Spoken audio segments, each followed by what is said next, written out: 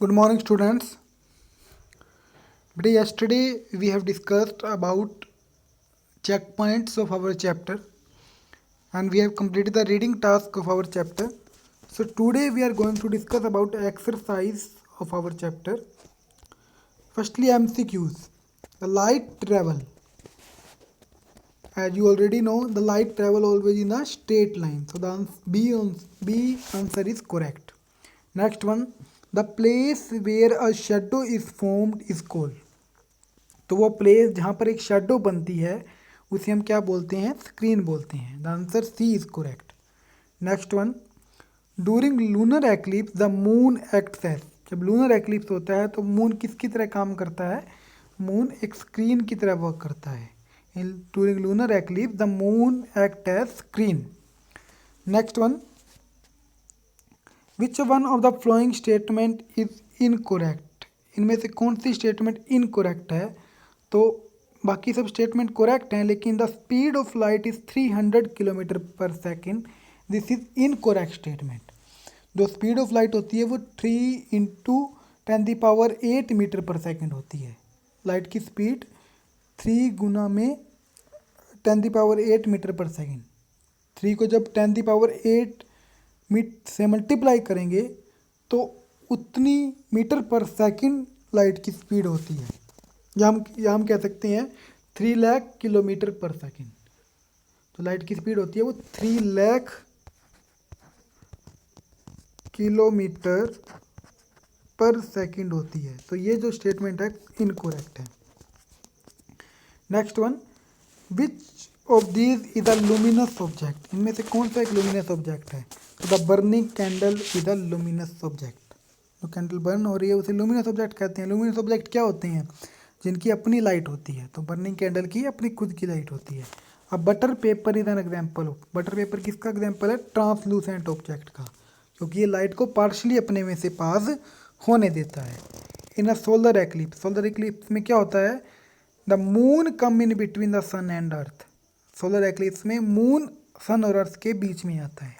Next one, which of these is a correct statement. इनमें से कौन सी करेक्ट स्टेटमेंट है? The object which allow light to pass through them are opaque. ये statement जो है इनकोरेक्ट है.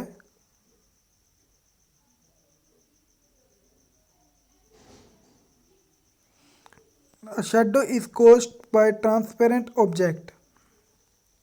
ये भी क्या है?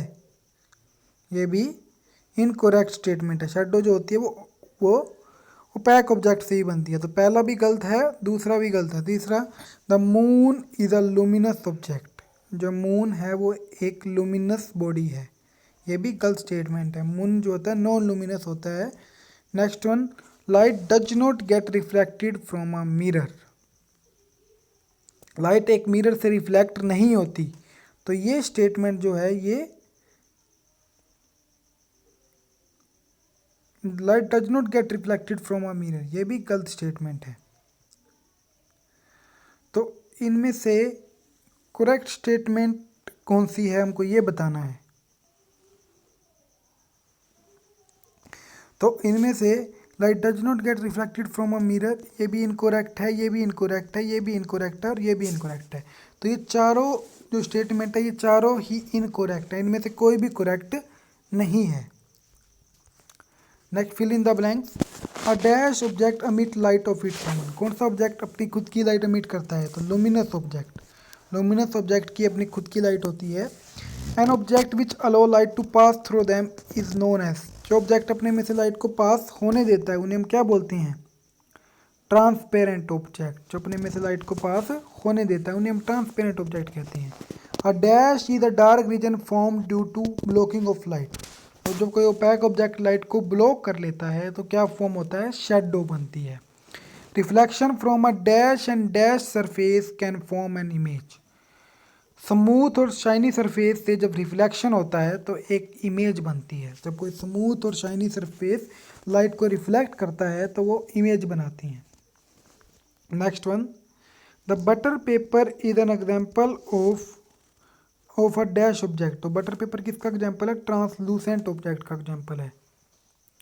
Different shape of reflection surface cause dash of different shape and size. तो डिफरेंट तरह के रिफ्लेक्टिंग सरफेस डिफरेंट टाइप की ही इमेज बनाएंगे। Light travel in uh, light हमेशा ही स्ट्रेट लाइन में ट्रैवल होती है, light travel in a straight line. After that match the column. Natural luminous के साथ क्या मैच होगा? फायरफ्लाई। फायरफ्लाई क्या है? नेचुरल लुमिनस ऑब्जेक्ट है। Non luminous wall, wall cemented wall क्या होगी? Non luminous object. Transparent, transparent object में क्या होगा? ग्लास, ग्लास क्या है? Transparent object. Translucent object, ground glass, ground glass क्या है? Translucent. Artificial luminous tube light, glowing tube light क्या है? आर्टिफिशियल लुमिनस है। लुमिनस है लेकिन आर्टिफिशियल है, ये हमारे द्वारा बनाई जाती है। Answer in one word, an object which does not emit light of its own. जिन ऑब्जेक्ट की अपनी खुद की लाइट नहीं होती उन्हें हम क्या बोलते हैं? Non luminous object. Unlike shadow it shove the details and colour of the object. Shadow के अलावा जो किसी भी ऑब्जेक्ट की डिटेल्स और कलर के बारे में बताता है उसे क्या बोलते हैं? हम इमेज कहते हैं। जो किसी भी ऑब्जेक्ट की डिटेल्स और कलर के बारे में बताते हैं। A ray of light travelling from an object to the dash mirror. A ray of light travelling from an object to the mirror, उसको क्या बोलते हैं हम? बीम कहते हैं या फिर इंसिडेंट रे कहते हैं। या तो बीम कह देते हैं या इंसिडेंट रे कह देते हैं। A substance does not allow light to pass through them. जो ऑब्जेक्ट अपने में से लाइट को बिल्कुल भी पास नहीं होने देते उन्हें हम ओपैक ऑब्जेक्ट कहते हैं। Straight line motion of light, light जब बिल्कुल स्ट्रेट लाइन में मूव करती है उसे हम क्या कहते हैं? Rectilinear propagation. जब लाइट स्ट्रेट लाइन में ट्रैवल करती है तो उसे हम रेक्टिलिनियर प्रोपोगेशन कहते हैं। तो this you will do in your books, okay students, and there is your homework.